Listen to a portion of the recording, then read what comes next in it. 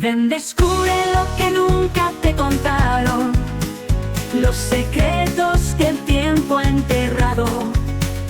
Desde un Mozart. Muy buenas histocuriosos y bienvenidos una vez más. Hoy nos vamos a sumergir en uno de los grandes enigmas de la Guerra Civil Española.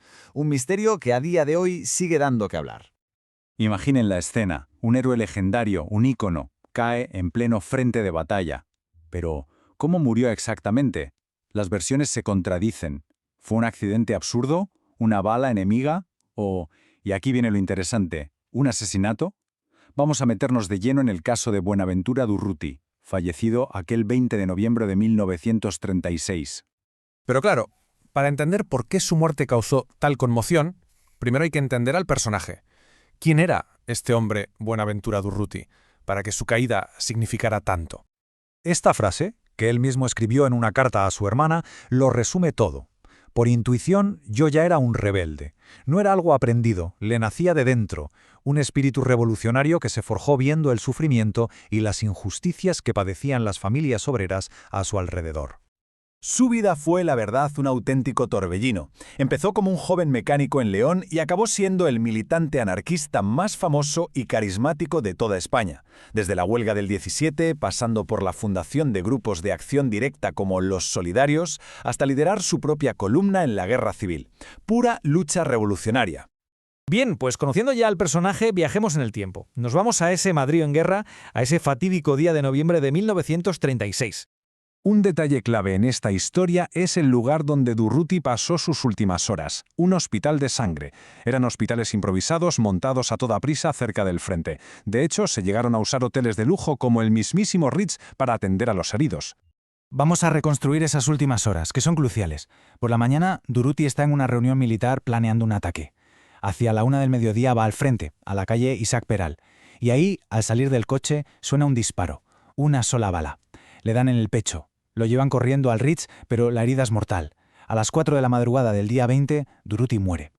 El problema es que la versión oficial fue muy confusa, llena de contradicciones. Y ese vacío, claro, dio pie a que surgieran tres grandes hipótesis que a día de hoy todavía enfrentan a los historiadores.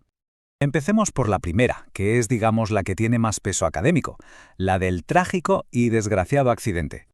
A ver, ¿por qué un accidente? Pues todo apunta a su propia arma. Llevaba un subfusil MP-28, apodado Naranjero, que tenía un fallo de diseño tremendo. No llevaba seguro. Esto significa que un golpe fuerte, al tropezar al salir del coche, por ejemplo, podría haberlo disparado accidentalmente. Y claro, aquí entra el posible encubrimiento. Para la CNT-FAI, la gran central anarquista, admitir que su mayor héroe había muerto de una forma tan poco heroica, tan absurda en plena guerra, habría sido un golpe devastador para la moral. Hacía falta un mártir, no una víctima de un accidente. La segunda teoría es la que se dio como oficial en aquel momento. La más sencilla, en apariencia. Le mató una bala enemiga. Tiene lógica, ¿no? Estaba en el frente, en una zona de combate muy activa. El problema es que los detalles no cuadran del todo. Los testigos de ese momento aseguran que no había un tiroteo intenso. Y lo más importante, la balística. La bala que lo mató era de 9 milímetros. Ese calibre lo usaban las armas de su propia milicia, pero no era el habitual en los fusiles de los nacionales. Un dato muy sospechoso. Y esto nos lleva a la tercera hipótesis, la más controvertida, la más novelesca si se quiere, la del asesinato, un complot desde dentro de su propio bando. ¿Por qué alguien querría matarlo? Bueno, hay que recordar que en el bando republicano había tensiones internas muy fuertes, sobre todo entre anarquistas como Durruti y los comunistas de línea stalinista. Durruti era un anarquista convencido, un obstáculo para quienes querían imponer un control centralizado. Sin embargo, hay que decirlo claro, aunque los rumores existieron, esta teoría es la que menos pruebas documentales sólidas tiene detrás, se mueve más en el terreno de la especulación. Pero al final da casi igual cómo murió, porque el impacto de su muerte, eso sí que fue real, fue inmediato y, bueno, fue monumental. Fijaos en este número, 400.000. Se calcula que unas 400.000 personas acudieron a su funeral en Barcelona. Para que nos hagamos una idea, era casi una cuarta parte de la población de la ciudad, una de las mayores demostraciones de duelo popular que se recuerdan en la historia de España. Una auténtica locura.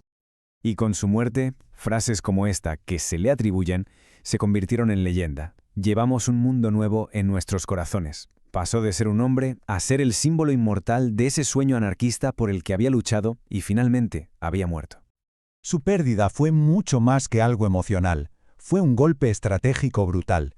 Durruti era un líder, un aglutinador. Sin él, el movimiento anarquista perdió una influencia enorme dentro del bando republicano, dejando un vacío de liderazgo que en realidad nunca se llegó a llenar del todo.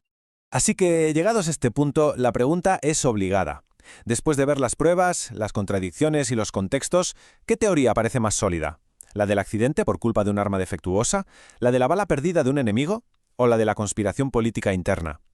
Nos encantaría leer las opiniones en los comentarios. Seguro que sale un debate de lo más interesante. Y nada más por hoy. Si ha gustado este viaje para intentar desentrañar el misterio de Durruti, sería fantástico que le dierais un buen like y lo compartierais. Y por supuesto, para no perderos las próximas aventuras en el pasado, lo mejor es unirse al canal y, muy importante, activar la campanita. ¡Nos vemos en la próxima! Ven, descubre lo que nunca te contaron, los secretos que el tiempo ha enterrado, desde un momento